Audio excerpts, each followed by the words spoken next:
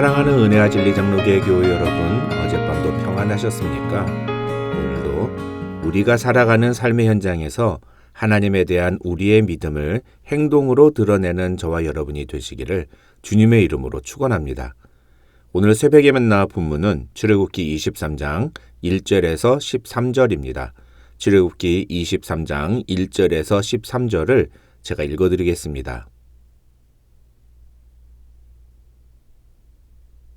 너는 거짓된 풍소를 퍼뜨리지 말며 악인과 연합하여 위증하는 증인이 되지 말며 다수를 따라 악을 행하지 말며 송사의 다수를 따라 부당한 증언을 하지 말며 가난한 자의 송사라고 해서 편벽되이 두둔하지 말지니라.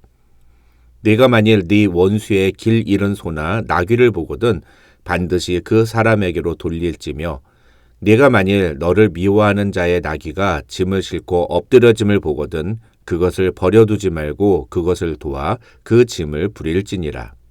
너는 가난한 자의 송사라고 정의를 굽게 하지 말며 거짓 일을 멀리하며 무죄한 자와 의로운 자를 죽이지 말라. 나는 악인을 의롭다 하지 아니하겠노라. 너는 뇌물을 받지 말라. 뇌물은 밝은 자의 눈을 어둡게 하고 의로운 자의 말을 굽게 하느니라. 너는 이방 나그네를 압제하지 말라. 너희가 애굽 땅에서 나그네 되었었은즉 나그네의 사정을 아느니라. 너는 6해 동안은 너의 땅에 파종하여 그 소산을 거두고 7째 해에는 갈지 말고 묵혀두어서 네 백성의 가난한 자들이 먹게 하라. 그 남은 것은 들짐승이 먹으리라. 네 포도원과 감람원도 그리할지니라. 너는 6해 동안에 네 일을 하고 7째 날에는 쉬라. 네 소와 나귀가 쉴 것이며 네 여종의 자식과 나그네가 숨을 돌리리라. 내가 네게 이른 모든 일을 삼가 지키고 다른 신들의 이름은 부르지도 말며 네 입에서 들리게도 하지 말지니라.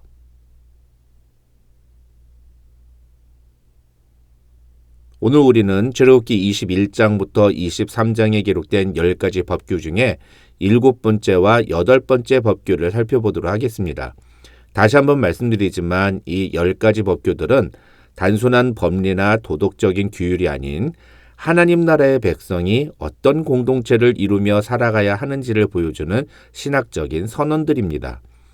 모든 법리들은 이 관점에서 해석해야만 그 법규의 본래 의미를 이해할 수 있으며 모든 법규들은 죄에 대한 심판과 사회적 약자에 대한 보호라는 율법 정신에서 해석되어야만 합니다.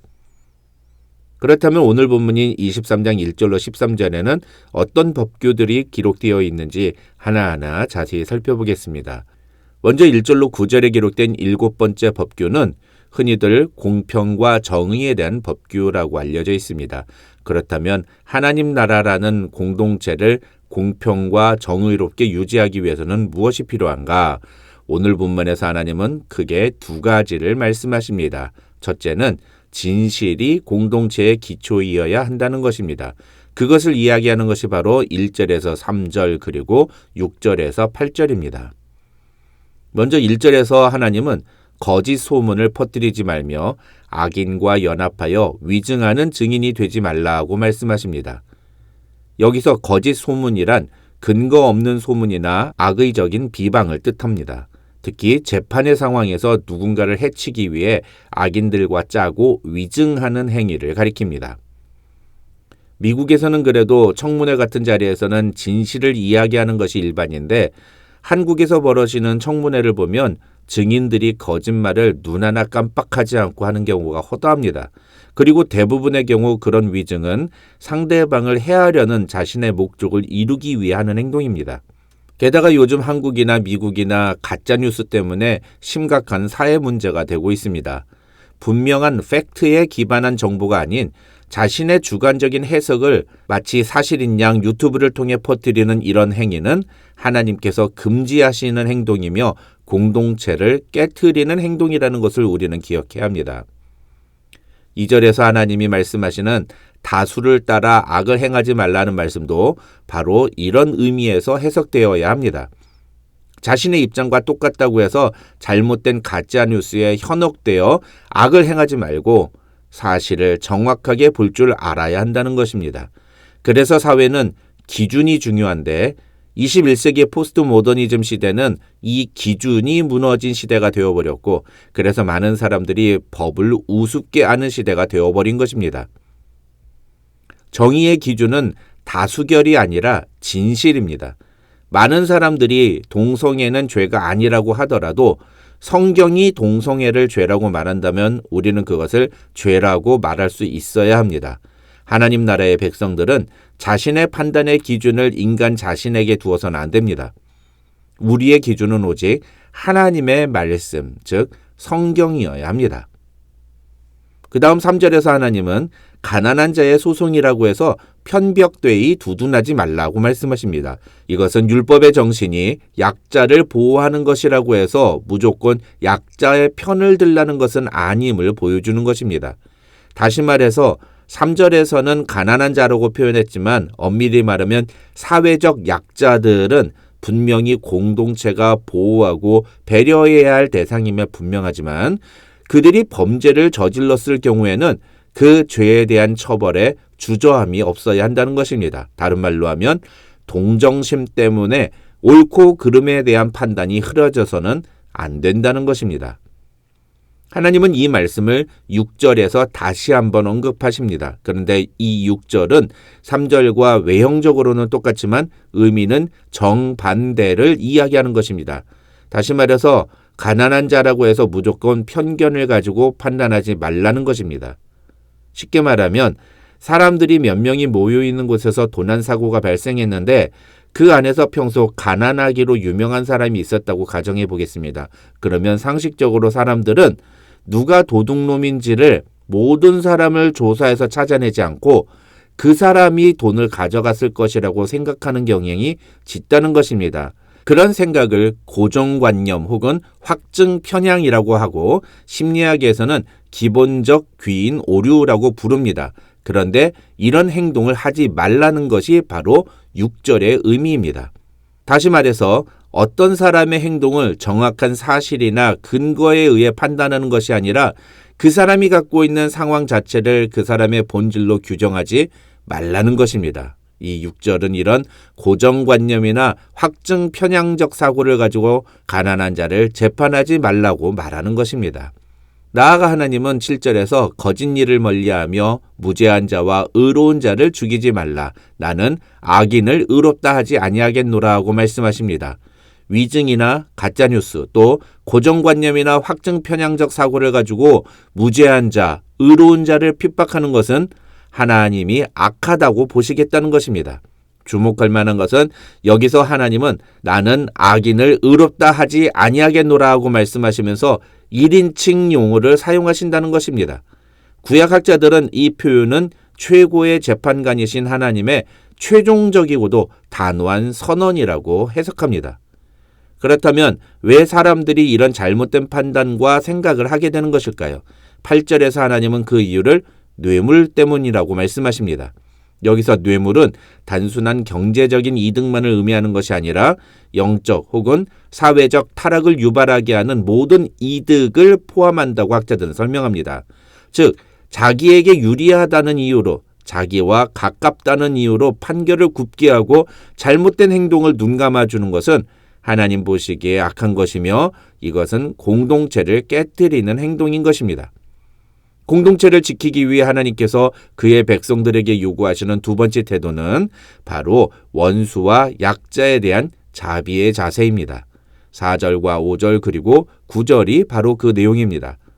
먼저 4절과 5절은 사실 오늘 본문의 전체적인 흐름에서 볼 때 매우 생뚱맞습니다. 진리에 대해서 강조하다가 갑자기 원수의 길 잃은 짐승을 돌봐주라는 내용이 나오기 때문입니다. 결론부터 말씀을 드리면 이것은 하나님의 나라라는 공동체가 추구하는 공평과 정의는 단순히 무엇이 진리인가를 따지는 그런 사회가 아니라 관계의 회복을 추구하는 것임을 이야기하고 있는 것입니다. 다시 말해서 문자적으로 볼 때 이 4절과 5절은 원수의 잃어버린 소와 나귀에 대한 이야기이지만 핵심은 원수 관계 속에서도 공의와 선을 행하라는 명령인 것입니다.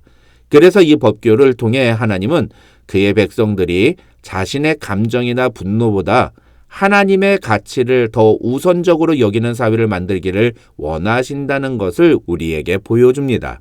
그런 관점에서 이 4절과 5절을 현대적인 언어로 재번역하면 만약에 너와 관계가 좋지 않은 사람이 어려움에 처해서 혼자 감당하지 못한 상황을 보게 된다면 외면하지 말고 그를 기꺼이 도와주어라, 이런 의미라고 할 수 있습니다. 그 다음 9절은 사회적 약자의 대명사인 이방 나그네에 대한 규례입니다. 여기서 하나님은 다시 한번 이방 나그네를 압제하지 말라고 말씀하시면서 나그네의 사정을 너희가 잘 알지 않느냐고 말씀하십니다. 이것을 통해 율법은 엄격한 규칙을 제시하는 것이 목적이 아닌 하나님의 구원하심을 경험한 자들이 이 땅에서 실현해야 할 하나님 나라의 모습이 무엇인지를 제시하는 것이 목적임을 우리는 알아야 합니다. 마지막으로 10절로 13절에는 안식년과 안식일에 대한 법규가 기록되어 있습니다. 결론만 간단하게 말씀을 드리면 이 법규의 핵심은 가난한 자들이 먹게 하라는 것입니다. 그래서 학자들은 이 1절로 9절에서 강조하고 있는 사회적 공의는 10절로 13절에 나오는 배려와 자비 그리고 사회적 관심을 통해 완성된다고 설명합니다. 10절로 11절은 6년 동안 농사를 짓고 7년째에는 땅을 쉬게 하라는 명령입니다. 놀라운 것은 땅을 쉬게 하는 목적입니다. 그것은 그곳에서 저절로 자라난 것들을 가난한 자들과 들짐승이 먹게 하기 위해서라는 것입니다. 또 12절에서는 엿새 동안 일하고 7째 날에는 쉬라고 하시는데 그 이유도 소와 나귀와 여종과 여종의 자식과 나그네들도 쉬게 하기 위해서라고 하나님은 말씀하십니다. 이것은 더 많은 것을 소유하려는 인간의 탐욕과 정면으로 배치되는 행동입니다. 예전에 언젠가 말씀을 드렸습니다만 제가 어떤 분께 왜 주일에도 가게 문을 여느냐고 물었더니 주일날 일을 하면 직원 1명의 봉급을 벌 수 있기 때문이라고 그분이 대답한 적이 있었습니다. 직원 1명을 쓸 수 있을 정도의 수입은 분명 적지 않은 금액입니다. 하나님은 그런 적지 않은 수입을 포기함으로써 내 삶의 주인이 하나님이심을 고백하는 사람의 믿음을 결코 작지 않게 보시는 것입니다. 안식일과 안식년 이야기를 하다가 13절에서 갑자기 내가 네게 이른 모든 일을 삼가 지키고 다른 신들의 이름은 부르지도 말며 네 입에서 들리게도 하지 말지니라고 말씀하시는 이유가 바로 이것입니다. 안식일과 안식년은 하나님이 나의 주인이심을, 내 삶은 오직 하나님이 책임지시고 하나님이 공급하심을 고백하는 믿음의 결단이라는 것입니다. 오늘 하루 주신 말씀을 실천함으로 우리의 삶의 모습을 통해 하나님의 나라를 이 세상에 보여주는 저와 여러분이 되시기를 주님의 이름으로 축원합니다.